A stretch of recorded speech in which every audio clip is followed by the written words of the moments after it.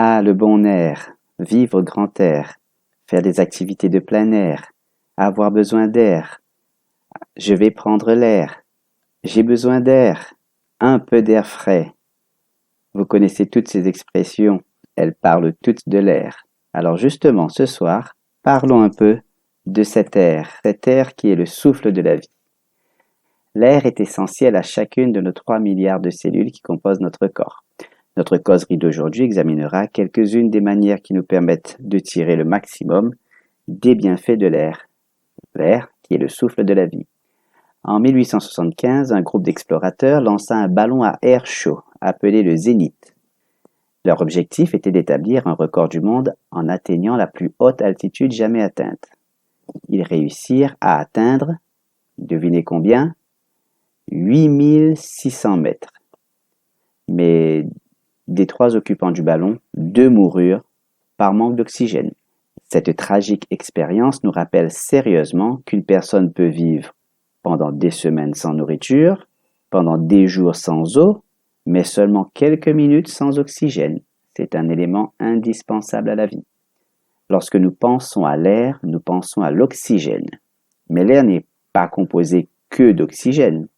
Il n'y a que 21% d'oxygène. L'élément le plus abondant dans l'air, c'est l'azote, avec 78%, et en plus de quelques traces d'autres gaz et d'eau. La qualité de l'air peut varier énormément. L'air pur et propre est produit par l'action purifiante de la nature elle-même.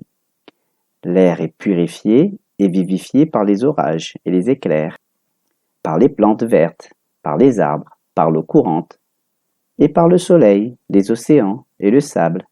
Mais malheureusement, l'air propre devient souvent pollué. Les industries, les gaz d'échappement et la fumée sont les principaux pollueurs de l'air extérieur. Ils ajoutent à l'air des gaz, des acides, des saletés, de la poussière, des microbes et de l'ozone, un autre gaz. Ces substances étrangères encrassent tout notre corps, spécialement nos voies respiratoires. Quelques-unes des réactions de notre corps à la pollution atmosphérique incluent les yeux irrités, le nez qui coule, les maux de tête, la toux, la fatigue, les sentiments négatifs et même certaines maladies.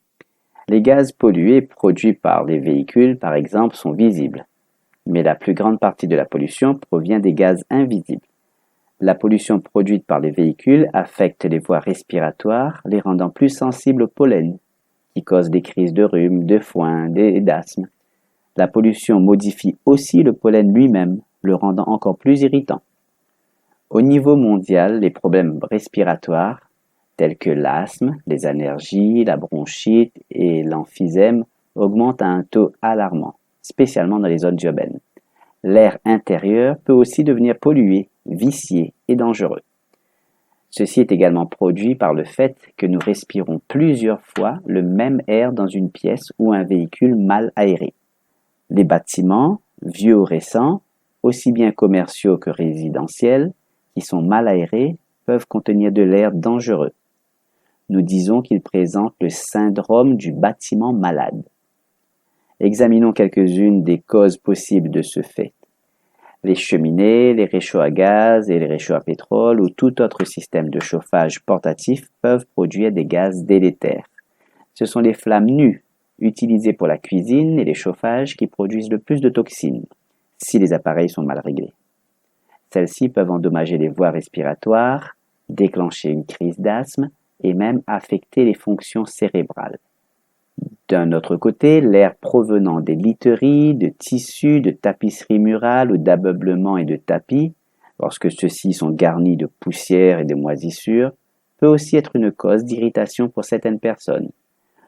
Lorsque les bâtiments sont humides, pour cause de mauvais écoulements autour de la maison ou de manque de circulation d'air, des moisissures et des champignons peuvent se former. Ceux-ci peuvent provoquer des maladies telles que les problèmes respiratoires ou certains rhumatismes. Alors, comment vous protéger, vous et votre famille, de tout ça? Installez-vous à la campagne. Envisagez de vous installer dans un endroit moins pollué. Souvenez-vous que c'est la nature elle-même qui aide à purifier et à vivifier l'air. Ou plus simplement, laissez circuler l'air pur. Aérez votre maison au moins une fois par jour. Si le smog, la fumée, est un problème, aérez votre maison tôt le matin ou après le coucher du soleil. Laissez au moins 2 fenêtres ouvertes pour créer un courant d'air. En hiver, vous aurez peut-être l'impression que c'est une déperdition de chaleur, mais votre récompense sera une meilleure santé. Vous pouvez aussi utiliser des plantes d'appartement. Amenez la nature à l'intérieur en cultivant des plantes d'appartement. Une plante aide à purifier environ 10 mètres carrés d'espace d'air. Dormez aussi avec la fenêtre ouverte. Dormez avec la fenêtre ouverte et vous vous réveillerez en vous sentant plus reposé. Faites aussi preuve de sagesse dans l'emploi des climatiseurs. Si vous utilisez des climatiseurs, réglez-les pour qu'ils introduisent dans la maison au moins 1/3 d'air pur. Nettoyez régulièrement les tuyaux et les filtres de vos climatiseurs et de votre système de chauffage. De plus, il faut assurer une bonne aération des appareils ménagers. Assurez-vous que tous les réchauds à gaz, pétrole, bois ou charbon ont une aération donnant sur l'extérieur. Leur fumée et leur vapeur contiennent des gaz dangereux. Et bien sûr, ne permettez pas qu'on fume à l'intérieur. Évitez le tabagisme passif. La fumée de tabac contient des centaines de toxines qui sont dangereuses, non seulement pour le fumeur, mais aussi pour ceux qui respirent sa fumée. Et puis, consommez des aliments protecteurs. Consommer des aliments protecteurs vous aidera à prévenir les effets nocifs de la pollution sur votre organisme, spécialement sur vos poumons. Quelques-uns des aliments les plus protecteurs sont les légumes rouges, verts, bleus, pourpres et de couleur orange. Assurez-vous que vous en consommez à chaque repas. Plusieurs facteurs handicapent l'apport d'oxygène à l'organisme. La consommation d'aliments à haute teneur en lipides, par exemple, peut réduire le taux d'oxygène dans notre sang. Remarquez la différence. Après qu'on ait consommé des aliments à haute teneur en lipides, le sang s'épaissit et tend à se coaguler. Il ne peut plus transporter aussi efficacement l'oxygène dans les petites artères, alors qu'un sang moins riche en lipides a un régime normal et peut transporter mieux l'oxygène. L'usage du tabac est aussi très nocif. Le poumon du fumeur est pollué par des goudrons et de la fumée. Évidemment, tout échange d'oxygène est forcément diminué. En même temps, les vaisseaux sanguins dans tout le corps du fumeur sont resserrés par la nicotine présente dans le tabac. Ceci limite la circulation du sang nécessaire pour nourrir les cellules et les maintenir en bonne santé. N'en parlons plus de l'alcool. La consommation d'alcool handicape aussi l'apport d'oxygène.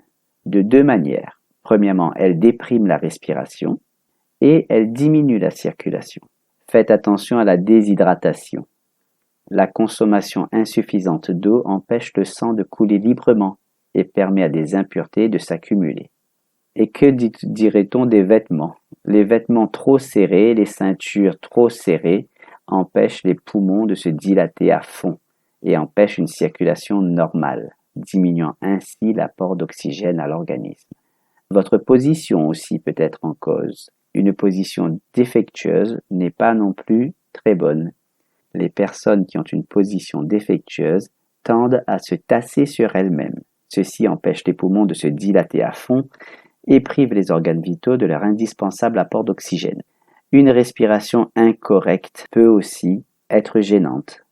Les bébés respirent automatiquement d'une manière correcte, mais ce n'est pas le cas pour de nombreux adultes. Ils n'utilisent que la partie supérieure de leurs poumons. Testez vous-même. Lorsque nous respirons correctement, nos poumons se dilatent vers l'extérieur et vers le bas. Lorsque nous exhalons, que nous repoussons l'air, nous devons le faire à fond, en vidant nos poumons le plus possible. Il en résulte que notre abdomen se soulève et s'abaisse à chaque respiration. Faites quelques respirations profondes lorsque vous vous réveillez le matin, et plusieurs fois au cours de la journée. Lorsque vous vous sentez fatigué, et après être resté assis plus de 30 minutes, levez-vous et prenez le temps de faire quelques respirations profondes. Vous découvrirez que c'est un exercice reposant. Chanter et jouer des instruments avant sont d'excellentes manières d'augmenter les échanges d'oxygène et de revigorer l'organisme tout entier. Profitez aussi, bien sûr, du triple cadeau de la nature: l'air pur, le soleil et l'exercice. Ce sont les dons de Dieu pour nous revitaliser. Offrez-vous une dose d'oxygène revitalisant et une autre de soleil vivifiant. Pratiquez chaque jour un exercice physique en plein air et de préférence en pleine nature, là où l'air est le plus pur. La Bible nous offre cet encouragement. Il a fait la terre par sa puissance. Il a fondé le monde par sa sagesse. Il produit les éclairs pour la pluie. Il fait sortir les vents de ses réserves. C'est dans Jérémie 10, versets 12 et 13.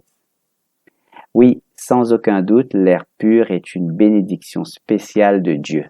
Une bénédiction qui exerce une influence vivifiante sur l'organisme tout entier. Pourquoi ne pas faire tout votre possible pour profiter pleinement de ce don de Dieu, l'air pur?